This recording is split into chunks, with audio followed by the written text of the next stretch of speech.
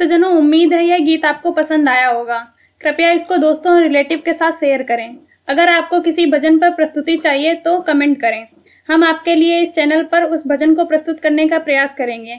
अगर आपने हमारे YouTube चैनल को सब्सक्राइब नहीं किया है तो तुरंत सब्सक्राइब करें और बेल आइकन दबाना बिल्कुल ना भूलें। धन्यवाद।